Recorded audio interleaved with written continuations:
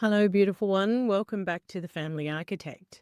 In our last episode, you met the 5 emotional trigger archetypes inside the Awakening Trigger Map. And maybe you started to see yourself more clearly. Not as broken, not as failing, but as awakening. Today, I want to give you something deeply practical. Something you can use the very next time you're triggered. It's called the 60 Seconds Protocol. Because often what you do in the first minute after a trigger decides the entire outcome of the moment. This is where the regulated mother method gets really practical. We're not just talking about theory or understanding your patterns. We're giving you tools you can use in real time, in the heat of the moment, when everything feels like it's falling apart. Here's the truth. Once your nervous system is activated, your prefrontal cortex, the rational, calm, decision-making part of your brain, goes offline. That's why you can know all the parenting strategies in the world, but in the heat of the moment, when the shit hits the fan, you forget them all. You know that feeling, right? Your child is melting down. You're feeling that familiar surge of overwhelm or panic or rage. And suddenly every wise parenting book you've read just vanishes from your mind. You default to yelling or shutting down or whatever your old pattern is. And afterwards you think, why did I do that again? I know better. But here's what I want you to understand. This isn't a character flaw. This is how nervous systems work. When we're triggered, we literally lose access to our higher brain functions. We go into what's called the limbic system, the part of our brain that's designed to keep us alive, not to make thoughtful parenting decisions. So the goal isn't to be perfectly calm all the time. The goal is to have a plan for the first 60 seconds. That plan brings you back into your body and buys you just enough time to choose your response instead of defaulting to your reaction. So let me walk you through the first 60 seconds protocol step by step. The first step is stop. Literally pause. Don't speak, don't correct, don't problem solve. This is the hardest part because when we're triggered, every instinct tells us to do something, to fix it, to make it stop. But that urgent feeling is exactly why we need to pause. Say to yourself, or even out loud if you need to, I'm triggered. Naming it disarms it. It turns the storm from something you are into something you're experiencing. There's so much power in this simple acknowledgement. I worked with a mother named Claire who was an overwhelmed heart archetype. Every time her toddler had a meltdown, she would immediately go into panic mode, trying everything she could to just make it stop. She offered snacks, toys, screens, anything to end the crying. But the more frantic she became, the more upset her son got. When she learned to pause and say, I'm triggered, everything changed. She realized that her son's crying wasn't an emergency she needed to fix immediately. It was just a child expressing big emotions. That pause gave her space to breathe instead of react. The second step is breathe and move. Now we bring the body online. Take one deep breath, inhale through your nose, and then a long, audible exhale through your mouth, like you're fogging up a window. This isn't just feel-good advice. This is nervous system science. When you're triggered, your breathing becomes shallow and fast. This sends a signal to your brain that you're in danger, which keeps the stress response going. But when you're deliberately slow and deepen your breath, you activate your parasympathetic nervous system, the part that helps you calm down. If you can, add movement. Shake your hands. Roll your shoulders. Step back a pace. This helps discharge the adrenaline rushing through your system. Your body created all this energy for fight or flight, but most parenting moments don't actually require fighting or fleeing. So that energy needs to go somewhere. I remember working with Jessica, who had the hidden rage archetype. She described her triggers as feeling like electricity shooting through her body. Learning to shake out her hands and roll her shoulders gave that electric energy somewhere to go instead of exploding into or outward as yelling. The third step is anchor a choice. Finally, give your nervous system a clear message of safety. Whisper to yourself one anchoring phrase. This is where you remind your nervous system that you're not actually in danger, even though it feels overwhelming. You might say, I can handle this. This is not an emergency. I choose connection. We're going to be okay. You don't have to feel it fully yet. You just have to say it. Your body will catch up. This is about giving your nervous system new information, updating the old story that says this moment is dangerous. Let me share you a real life example of how this plays out. One mother I worked with, Cara, had the hidden rage archetype. Her biggest trigger was disrespect. Every time her 8-year-old said, "You're not the boss of me," she felt like fire went through her veins. It was like somebody had pressed a button that activated every memory of feeling powerless, unheard, dismissed. Before she learned this protocol, her go-to reaction was yelling back. She'd say things like, "Yes, I am, I'm your mother," or "Don't you dare talk to me like that." And then she'd spend the next hour feeling guilty, knowing she'd reacted from her wound instead of responding from her wisdom. Once she started practicing the first 60-second protocol, it looked like this. She paused, said in her head, "I'm triggered." She exhaled loudly, shook her hands, and then whispered, "This is not an emergency." That pause was enough.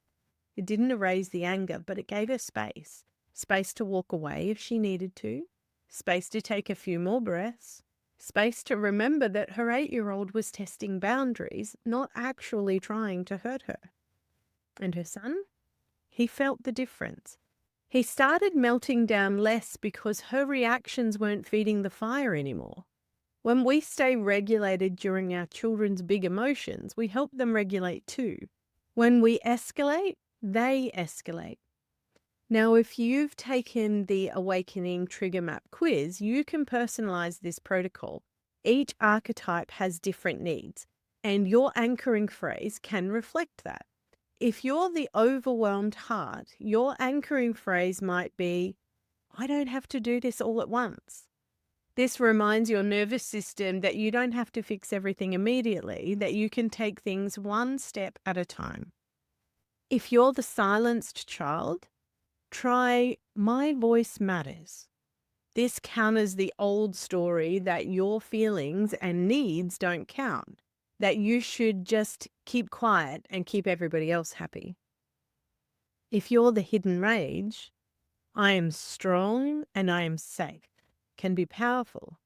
This acknowledges your strength while reminding your nervous system that you're not under attack even when it feels like you are. For the hypervigilant protector, "I can rest here," helps your nervous system remember that not every moment requires vigilance, that it's safe to relax your guard.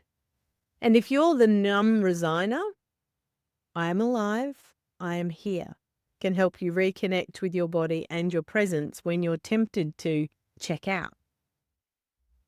But here's something important I want you to understand.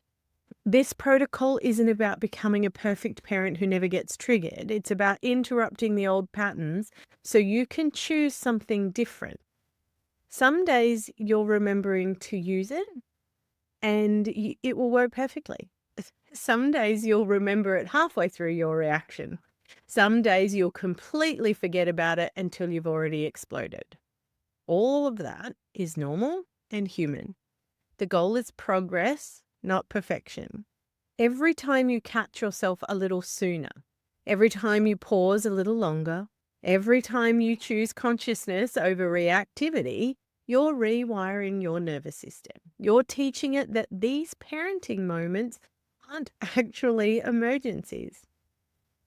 Let me tell you about Maria, who was a hypervigilant protector. Her 6-year-old daughter was highly sensitive and would have meltdowns over things like seams in her socks, feeling wrong, or her brother looking at her funny. Maria's trigger was her daughter's emotional intensity because it activated her own fear that something was wrong, that she needed to fix it immediately. When Maria first started using the protocol, she remembered it about halfway through trying to solve her daughter's problem. She'd pause then and breathe and remind herself, I can rest here. Even that midstream connection or correction helped because it showed her daughter that adults can change course, that you don't have to finish every reaction you start. Over time, Maria got better at catching herself earlier, and something beautiful happened. As Maria became less frantic about fixing her daughter's big emotions, her daughter became more able to move through them. The emotions were still big, but they didn't last as long because Maria's calm presence helped regulate her daughter's nervous system. Gee, the roosters are going off today. I don't know if you can hear them. So here's what I want you to know about this work. You're not just changing your parenting. You're changing generational patterns. Every time you choose to pause instead of react, you're showing your children that emotions are manageable, that relationships can handle big feelings, that love doesn't disappear when things get hard. This is what it means to parent by design rather than by default. Instead of just reacting from your old wounds, you're making conscious choices about how you want to show up. You're architecting the family culture where triggers are met with curiosity instead of judgment, where mistakes can be repaired, where everyone gets to be human. But let's talk about what happens when you don't catch the trigger in time, when you react from the old pattern before you remember you have choices. First, please be gentle with yourself. Healing isn't linear. You're rewiring patterns that have been in place for decades. It takes time. Second, remember that repair is always possible. You can always come back to your child and say, I got triggered and reacted from my old pattern. That wasn't about you. It was about my stuff. I'm sorry. Let's try again. This teaches your child that adults can take responsibility for their emotions and actions. One more thing about this protocol. It isn't just for big triggers. You can use it in the smaller moments too. When you feel that first flutter of irritation, when you notice your jaw clenching, when you feel the urge to rush or control. The earlier you catch the activation, the easier it is to shift. Think of it like this. When you're driving and you start to veer off the road, it's much easier to course correct with a gentle adjustment than waiting until you're completely in the ditch. The same is true with emotional regulation. Small corrections early on prevent explosions later. You are not your triggers. You are the woman who gets to choose what happens next. And every time you choose presence over reaction, you are rewiring your nervous system, moment by moment. You're showing your children what it looks like to be human and conscious at the same time. This is the work of the regulated mother method. This is how we stop parenting from our old wounds and start parenting from our wisdom. This is how we architect families where everyone gets to feel deeply and still be safe. In our next episode, I'll show you how to repair with your child after a rupture, because perfection isn't the goal.